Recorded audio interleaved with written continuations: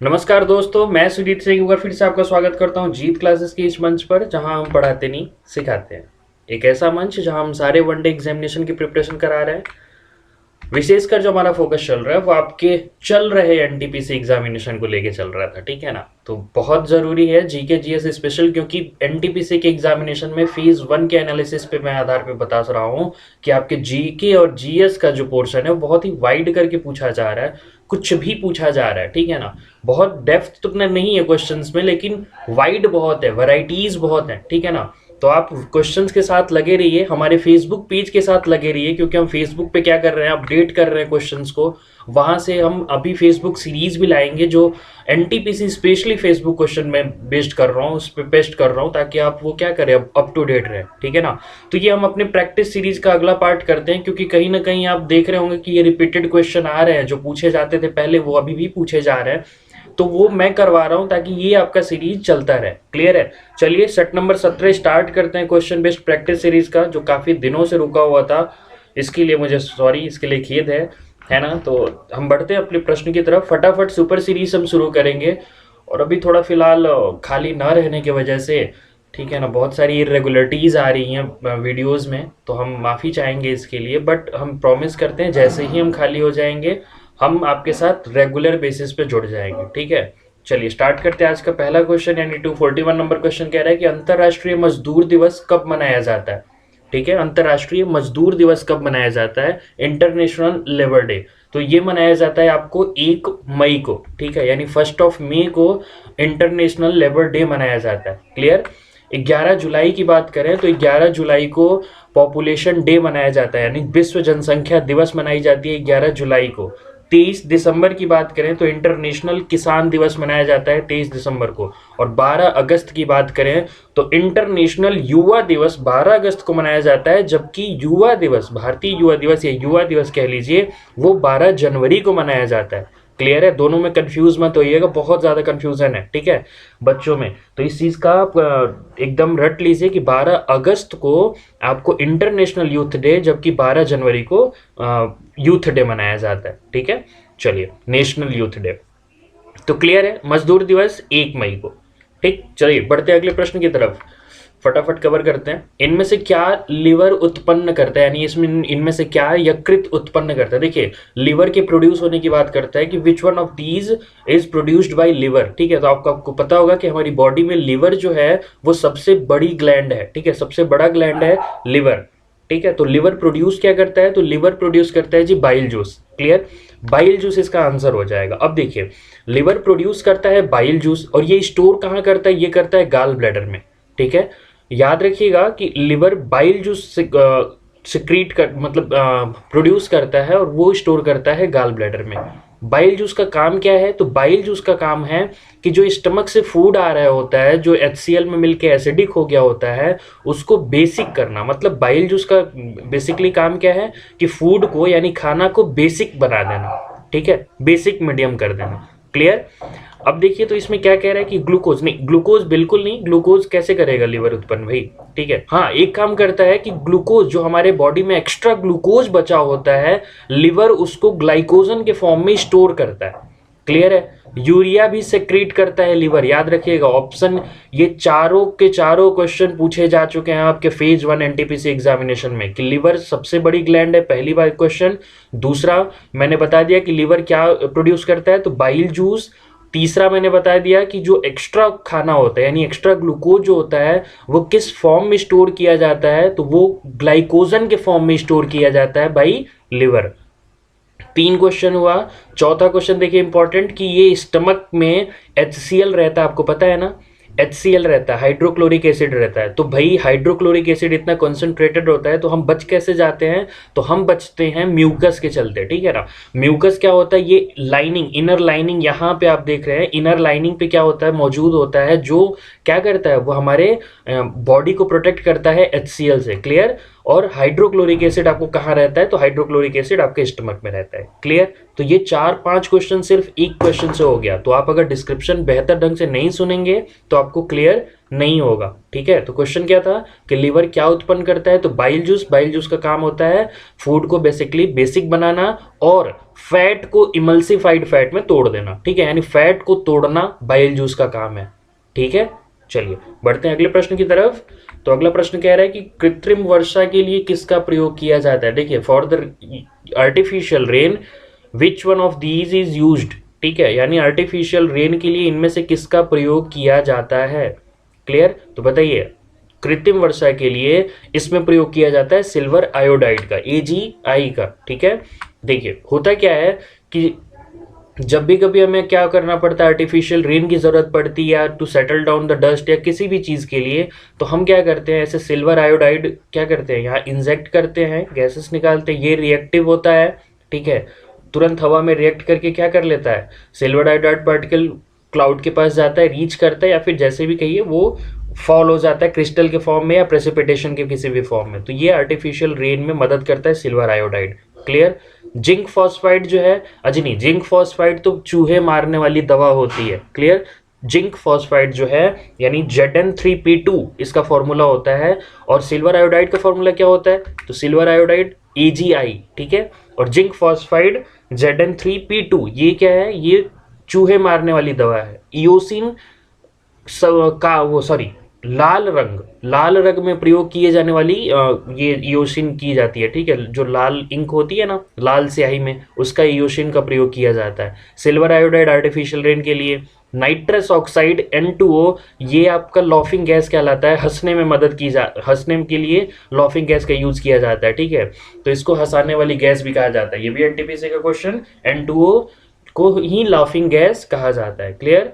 चलिए बढ़ते हैं अगले प्रश्न की तरफ। तो अगला प्रश्न कह रहा है 244 नंबर के स्तनधारियों के कान में अस्थियों की संख्या कितनी होती है, इन द सेंस कि मैमल्स के जो ईयर होता है, कान होता है, उसमें बोन कितने होते हैं। ठीक है, तो उसमें जी 3 बोन होते हैं। ठीक है, और हमारे नस्ल में यानी हमारे नाक में 2 बोन होते हैं। ठीक है, तो अगर नस्ल की बात करें तो ये देखिए यहाँ पे 2 बोन होते हैं। लाइक्राइमल ग्लैंड, यहाँ भी जो जहाँ से आंसू हैं वहाँ वो भी 2 बोन होते हैं वहाँ पे। 3 बोन हमारे कान में होते हैं, 14 बोन हमारे फेशियल बोन में होते हैं। ठीक है, मतलब पूरे हमारे चेहरे में कितने बोन होते हैं, तो 14 हड्डी होती हैं सिर्फ और सिर्फ चेहरे में, और 27 हड्डियां कहाँ होती हैं, हमारे हाथों में। क्लियर? तो ये चीज याद रखिएगा, 2 बोन अगर पूछे तो हमारे नाक में 2 बोन, 3 जो होते हैं हमारे कानों में, 14 जो होते हैं हमारे पूरे फेशियल एक्सप्रेशन यानी फेशियल बोन में, और 27 जो होते हैं हमारे हाथों में। ठीक है, ये अस्थियों की संख्या हो गई। चलिए बढ़ते हैं अगले प्रश्न की तरफ। अगला प्रश्न कह रहा है केंद्र और राज्यों के बीच वैधानिक शक्तियों का बंटवारा किस अनुसूची में दिया गया है। देखिए, केंद्र और राज्य के बीच वैधानिक शक्ति, स से 7 अनुसूची तैयार करने का तरीका, स से शक्ति और स से 7 यानी 7वीं अनुसूची में शक्तियों का वो ब्यौरा दिया गया है। ठीक है ना, जिसमें आपके कंकरेंट लिस्ट दिया गया है, और केंद्र सरकार की जो कौन कौन सी ऐसी लिस्ट है जिसपे केंद्र सरकार कानून बना सकता है, राज्य सरकार कानून बना सकता है, या केंद्र और राज्य दोनों बना सकता है। केंद्र और राज्य जो दोनों बनाता है उसको कॉन्करेंट लिस्ट बोला जाता है। ठीक है, तो ये सारा डिस्क्रिप्शन है वो 7वीं अनुसूची में दिया गया है। 5वीं अनुसूची में 5 उंगली बराबर करने का यानी SC/ST रिजर्वेशन की बात की गई है 5वीं अनुसूची में, जबकि 6वीं अनुसूची में AMTM की बात की गई। AMTM in the sense Assam, Meghalaya, Tripura, Mizoram राज्य के स्पेशल दर्जा देने की मांग की गई है। अभी अरुणाचल प्रदेश भी 6वीं अनुसूची में आने के बारे में वहां लोग धरना प्रदर्शन कर रहे हैं अरुणाचल प्रदेश। तो हो सकता है जल्दी आपकी न्यूज मिले कि अरुणाचल प्रदेश क्या है, 6वीं अनुसूची में शामिल किया गया। क्लियर?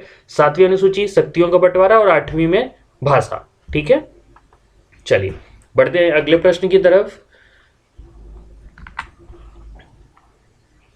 देखते रहिए आप जीत क्लासेज विद सुजीत सिन्हा, जहां हम पढ़ाते नहीं सिखाते हैं।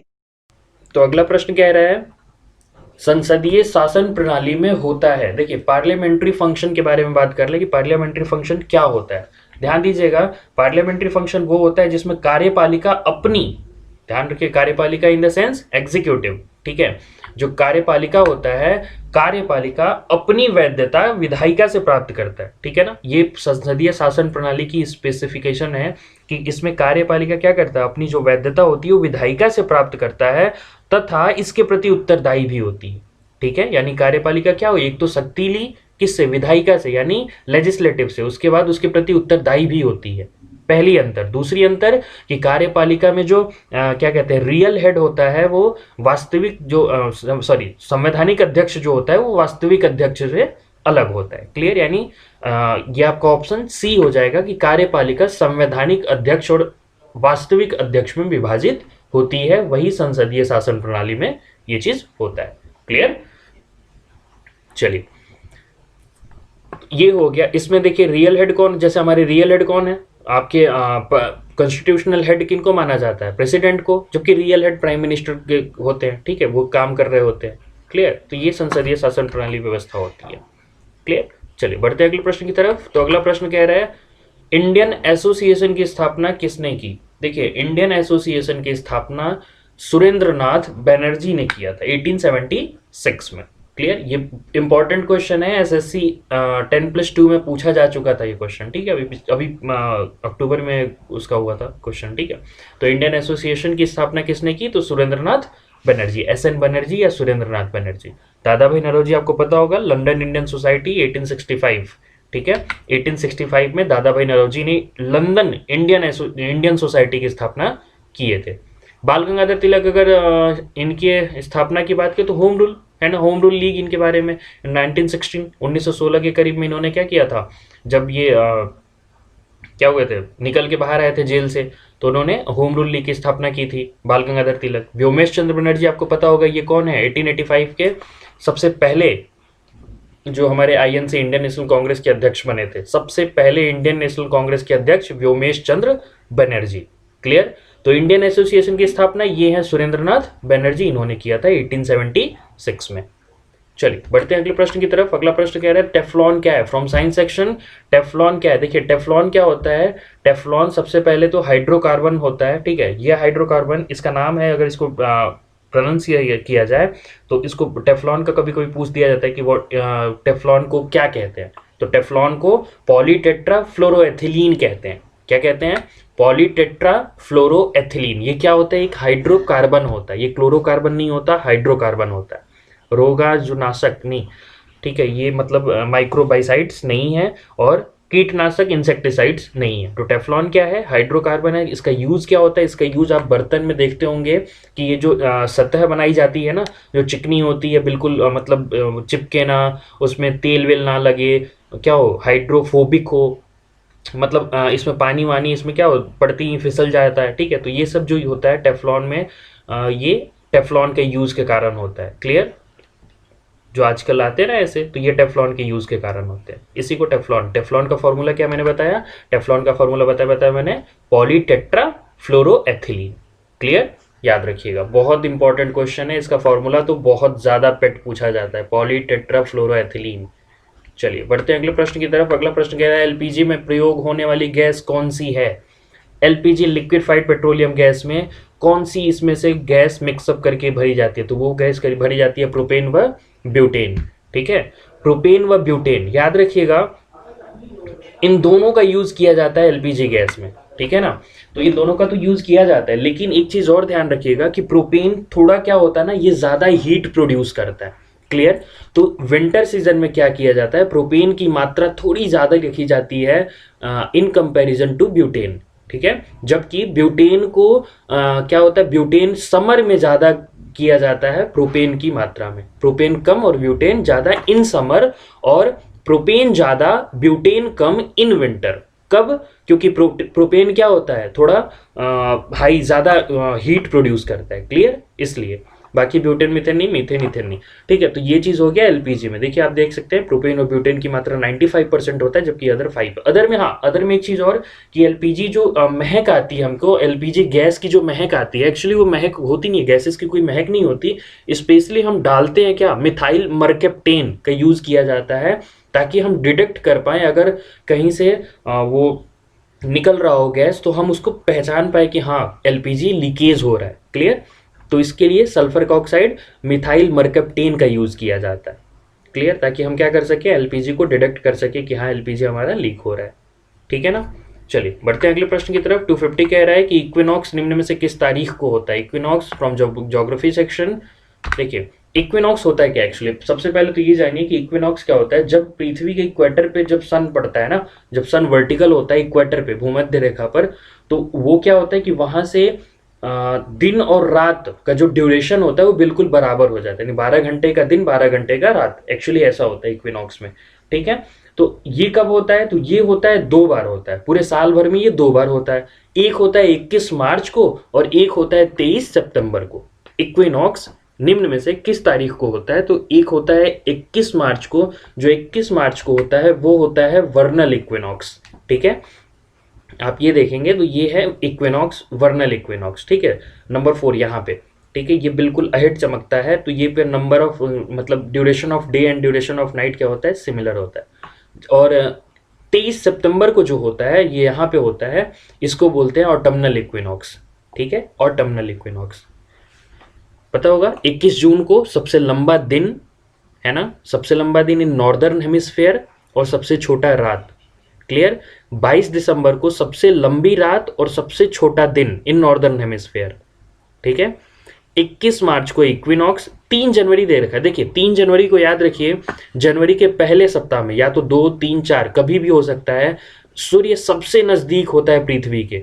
इसको इस पोजीशन को एपीहेलियन कहा जाता है, सॉरी पेरीहीलियन कहा जाता है। पेरी मतलब नजदीक और हीलियन मतलब सूर्य। ठीक है, तो पेरीहीलियन कहा जाता है इस पोजीशन को। ठीक है, तो पेरीहेलियन क्यों क्या होता है, 2, 3, 4 ये कभी भी जनवरी में हो सकता है, जब सूर्य क्या होता है, पृथ्वी के नजदीक होता है। देखिए हम एक ये क्वेश्चन में हमने कितने क्वेश्चंस डिस्कस किए, एक बार मैं फिर से थोड़ा तेज चल रहा हूँ मुझे भी पता है, लेकिन आप इस चीज़ को थोड़ा सा ध्यान दीजिएगा कि मैंने बता दिया कि इक्विनॉक्स क्या है। तो ऐसा जब दिन और रात का ड्यूरेशन क्या हो, बराबर हो, ये कब होता है, तो ये 2 होता है, 21 मार्च और 23 सितंबर को। ये 23 सितंबर का सिचुएशन, ये 21 मार्च का सिचुएशन। ठीक है, 21 मार्च को वर्नल इक्विनॉक्स कहते हैं, स्प्रिंग इक्विनॉक्स कहते हैं, और 23 सितंबर को आपको ऑटमनल इक्विनॉक्स कहते हैं। ठीक है, 21 जून को क्या होता है, सबसे लंबा दिन होता है जब समर सॉलिस्टिस इसको बोलते हैं। 22 दिसंबर को सबसे छोटा दिन होता है, इसको क्या बोलते हैं, विंटर सॉलिस्टिस। ठीक है, 3 जनवरी को सूर्य सबसे नजदीक होता है पृथ्वी के, उसको हम बोलते हैं पेरीहीलियन। और जुलाई के फर्स्ट ऑफ वीक में यानी 2, 3, 4 को, 4 जुलाई को सूर्य सबसे दूर होता है पृथ्वी के, तो उस समय हम कहते हैं उसको एपीहीलियन। ठीक है, पेरीहीलियन नजदीक और एपीहीलियन दूर। क्लियर है, समझ में आया होगा आई थिंक सो। बेहतर होगा आप इस चीज को अगर समझ लेंगे तो, क्योंकि ये कहीं ना क्वेश्चन रिपीट कर रहा है। ठीक है, एनटीपीसी में इक्विनॉक्स 2 बार पूछ चुका, तो शायद अब ऑटोमनल और ये समर सोलिस्टिस और विंटर सोलिस्टिस पूछे। क्लियर, इसलिए मैंने सारे ऑप्शन देके क्लियर कर दिया आपको। अगला क्वेश्चन है कि डुरंड रेखा किन 2 देशों की सीमा रेखा है। देखिए डुरंड रेखा अगर पूछे तो भारत तो सब में है, तो भारत और किसके बीच में, तो डुरंड रेखा भारत और अफगानिस्तान के बीच में सीमा रेखा बनी हुई है। ये महज 108 किलोमीटर की सीमा रेखा है, जो आप यहाँ पे, जो हमारे यूनियन टेरिटरी जम्मू है उससे कनेक्टेड है। ठीक है, ये आप देखेंगे यहाँ पे, तो ये थोड़ा सा महज 106 किलोमीटर, 108 किलोमीटर का ये लेंथ है। क्लियर। भारत और पाकिस्तान के बीच रेड क्लिफ है, भारत और अफगानिस्तान के बीच में डुरंड है, भारत और श्रीलंका के बीच में जो सीमा रेखा है उसका नाम पाक स्ट्रेट है। ठीक है, और भारत और चीन के बीच मैकमोहन लाइन है। क्लियर है, ये पूछा जाता है बॉर्डर लाइन से अगर क्वेश्चन अराइज हुआ तो। चलिए अगले प्रश्न की तरफ बढ़े। जी क्लासेज के पेज पर 1000+ लाइक के लिए हम आप सबका धन्यवाद करते हैं। जी तो अगला प्रश्न कह रहा है कि 252 पूर्ण स्वराज की घोषणा भारतीय राष्ट्रीय कांग्रेस के किस अधिवेशन में की गई थी। यार कितनी बार ये क्वेश्चन आएगा और ये कितनी इंपॉर्टेंट है, बहुत ज्यादा इंपॉर्टेंट है ये क्वेश्चन, है ना। ये पूर्ण स्वराज की घोषणा 1929 में लाहौर अधिवेशन में किया गया था, अंडर द प्रेसिडेंसी ऑफ किसका प्रेसिडेंट, उस समय प्रेसिडेंट कौन था, तो पंडित जवाहरलाल नेहरू। ठीक है, बहुत बार पूछा जा चुका और ये बहुत ही इंपॉर्टेंट क्वेश्चन है। 31 दिसंबर रावी नदी के किनारे इसमें झंडा लहराया गया था।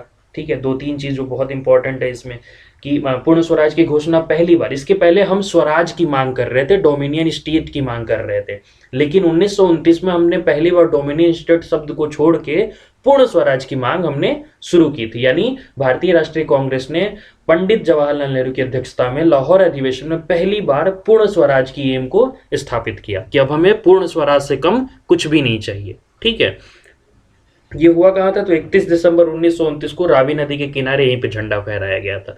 क्लियर है। इसके बाद याद रखिएगा एक और चीज इंपॉर्टेंट इससे कनेक्टेड है कि 1929 में पूर्ण स्वराज की मांग की गई 31 दिसंबर को, और ठीक एक महीने यानी जनवरी में 26 जनवरी 1930 को 1930 को पहला स्वतंत्रता दिवस मनाया गया था। ध्यान रखिए, स्वतंत्रता दिवस 15 अगस्त को हम मनाते हैं, इसलिए इसमें कंफ्यूजन हो जाता है कि पहला, जब कभी क्वेश्चन पूछे कि पहला स्वतंत्रता दिवस कब मनाया जाता है, तो ये मनाया जाता है 26 जनवरी 1930 को। क्लियर। चलिए, लखनऊ अधिवेशन की बात करें तो लखनऊ अधिवेशन में आपको पता होगा कि क्या हुआ था, है ना, लखनऊ पैक्ट में आपके हुआ था कि लखनऊ पैक्ट में, ये सॉरी 1916 में हुआ था लखनऊ समझौता, जिसमें क्या हुआ था कि मुस्लिम लीग के साथ राष्ट्रीय कांग्रेस की मिली भगत, मतलब मिल थे। इसमें आपके गरम दल नरम दल भी एक साथ हुए थे। ठीक है, लखनऊ अधिवेशन में। इसके बाद सूरत अधिवेशन की बात करते हैं तो सूरत अधिवेशन में क्या हुआ था, 1907 में नरम दल और गरम दल में विभाजित हुई थी भारतीय राष्ट्रीय कांग्रेस। क्लियर। बेलगांव अधिवेशन एकमात्र ऐसा अधिवेशन जिसमें गांधी जी ने अध्यक्षता की थी भारतीय राष्ट्रीय कांग्रेस की, 1924 बेलगांव पुणे में। एनटीपीसी का क्वेश्चन चारों से पूछा जा चुका है, लखनऊ अधिवेशन से भी, सूरत अधिवेशन से भी, बेलगांव अधिवेशन से भी, लाहौर अधिवेशन से भी। इसीलिए मैंने चारों को शामिल करके चारों का एक्सप्लेनेशन दे दिया। लखनऊ अधिवेशन 1916 जिसमें भारतीय राष्ट्रीय कांग्रेस के साथ मुस्लिम लीग प्लस नरम दल गरम दल सब लोग साथ में आ गए थे। कब से अलग कब हुए थे, तो ये हुए थे 1907 में सूरत अधिवेशन में। ठीक है। बेलगांव अधिवेशन एकमात्र ऐसा अधिवेशन 1924 में जिसमें गांधी जी ने अध्यक्षता की थी। 1925 में सरोजिनी नायडू ने किया था, जो पहली भारतीय महिला कांग्रेस की अध्यक्ष बनी थी 1925 में। लाहौर अधिवेशन कब हुआ, 1929। इसके जस्ट बाद 1930 में पहला स्वतंत्रता दिवस मनाया गया था। क्लियर। इतने सारे डिस्क्रिप्शन एक क्वेश्चन से। चलिए बढ़ते हैं अगले प्रश्न की तरफ। अगला प्रश्न कह रहा है कि सूर्य ग्रहण के दौरान सूर्य, चंद्रमा तथा पृथ्वी की सापेक्षिक स्थिति क्या होती है। ठीक है, यानी क्या होता है, कैसा ये लीनियर होता है, वर्टिकल होता है, कैसे होता है। तो देखिए सूर्य ग्रहण में होता है क्या एक्चुअली कि ग्रहण कब, यानी कोई चीज नहीं दिखना। सूर्य ग्रहण मतलब सूर्य नहीं दिखना। तो कोई चीज कब नहीं दिखती है, जब हमारे और सामने वाले के बीच में कोई तीसरा घुस आता है। ठीक है, तो हमें सामने वाली फ्रंट वाली चीज नहीं दिखती। ठीक है, तो यही होता है कि जब हम सूर्य को और पृथ्वी को देख रहे हैं, यानी हम पृथ्वी पे यहाँ पे हैं, यहीं पे, ठीक है, यहाँ पे हैं और हम सूर्य को देख रहे होते हैं। अचानक से रोटेशन और रिवोल्यूशन के फिनोमेना के चलते मून क्या आ जाता है, रिस्ट्रिक्ट कर देता है, हमें नहीं देखने देता, तो हमको दिन में सूर्य नहीं दिखाई देता, इसी सूर्य मून के आ जाने के कारण। ठीक है, तो हम क्या कहते हैं कि अब हमें सूर्य नहीं दिख रहा है तो सूर्य ग्रहण हो गया। क्लियर। तो इस स्थिति को क्या कहते हैं, जब चंद्रमा सूर्य और पृथ्वी के बीच में आ जाए, यानी जब चंद्रमा सूर्य और पृथ्वी के मध्य होता है तो ये सूर्य ग्रहण होता है। क्लियर। और जब हम ये, जैसे मान लीजिए मून है, ये डायरेक्ट चमक रहा है, क्योंकि आपको पता है कि सन के लाइट से मून चमकता है, मून के पास अपनी लाइट नहीं होती है, तो सन के लाइट से मून चमक रहा होता है। अब ये पृथ्वी किसी कारणवश घूमते घूमते यहाँ बीच में आ जाए, यानी पृथ्वी किसके किसके बीच, पृथ्वी सूर्य और चंद्रमा के मध्य हो जाए, तो ये ल्यूनर एक्लिप्स होता है या मून एक्लिप्स होता है। क्लियर। यानी वहां चंद्र ग्रहण होता है, पहले वाले में चंद्र ग्रहण, दूसरे वाले में आपका सूर्य ग्रहण हो जाता है। क्लियर। बहुत ईजी है, आप समझने की कोशिश करिए तो हो जाएगा। चलिए बढ़ते हैं अगले प्रश्न की तरफ। अगला प्रश्न कह रहा है कि कौन सा ब्लड ग्रुप को सर्वग्राही ब्लड ग्रुप कहा जाता है। सर्वग्राही मतलब यूनिवर्सल रिसिपेंट, किसी से वो ले सकता है। तो ऐसा कौन सा ब्लड ग्रुप होता है, तो भैया ये ब्लड ग्रुप AB होता है, जिसको यूनिवर्सल रिसिपेंट कहा जाता है। O को यूनिवर्सल डोनर कहा जाता है। तो AB यूनिवर्सल रिसिपेंट या रिसीवर हो गया और O यूनिवर्सल डोनर हो गया।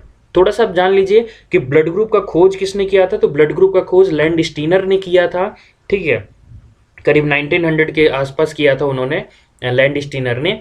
और जब उन्होंने खोजा था तो ABO को ही खोजा था। ठीक है, उन्होंने सिर्फ ABO को खोजा था, बाद में इसमें AB जुड़ गया।